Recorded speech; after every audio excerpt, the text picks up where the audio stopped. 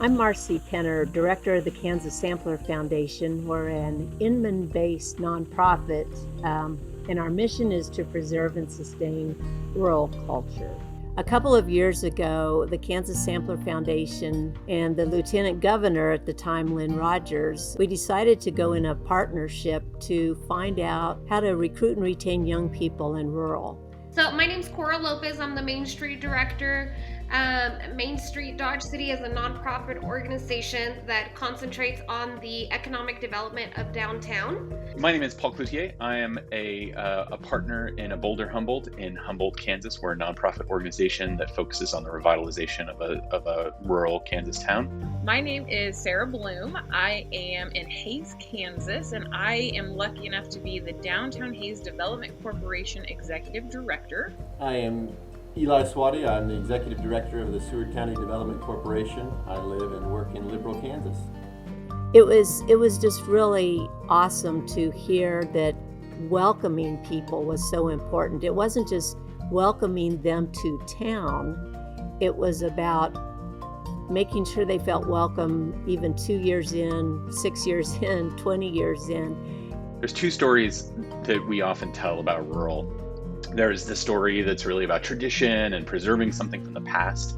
But there's also this great, more historical story that's really about the frontier. It's about, sort of seeking the next thing. And I like this story. I like this idea of rural as the frontier, this place where, that sort of suggests newness and change and interpolation of different things, this sort of integration of new ideas and new things. And so I think that means, welcoming new people and new ideas, because really that's our only option. We don't have any other chance. We kind of have to rewrite our destiny anyway. So why not rewrite it in such a way that it is more inclusive and welcoming?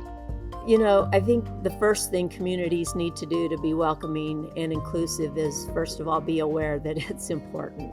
The City of Dodge City has recently completed a welcoming plan through Welcoming America. And I was fortunate to be part of that group that worked through that.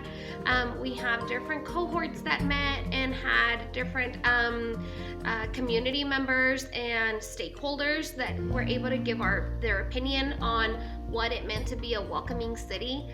In order for rural communities to be welcoming and inclusive, I think it's important for them to remember that not everyone was born and raised in that community. Those people who did grow up there, it's easy for them to kind of take for granted what they have in terms of local restaurants or attractions or history about a certain building, and it's easy to forget that not everyone has that same shared understanding. I think it's important to remember that so that when you meet people and see people, you make sure that they do know what's there and what's available and what some of that local history is. I feel that rural communities need love and stories, and the desire to hear the stories in order to be equitable and diverse. For me, the most important thing that I try to focus on, that I believe is important, is this idea of creating community spaces. So when I think about community spaces, I think about these kind of third spaces, these places that are not work or home, where different kinds of people can gather. I really believe personally that in a world of modern, algorithmically generated social media, friends that we all have, where we're all like sorted into smaller and smaller, more and more focused types of buckets, we need to mix people up. And, because it really is, it's truly democratic and it is truly humane to sort of mix people up and create these environments where people can welcome other people and can meet different kinds of people. And so I think that sense of creating these kinds of spaces is really important. You've got to have that open mind and that willingness to learn. You can't be closed off to something new.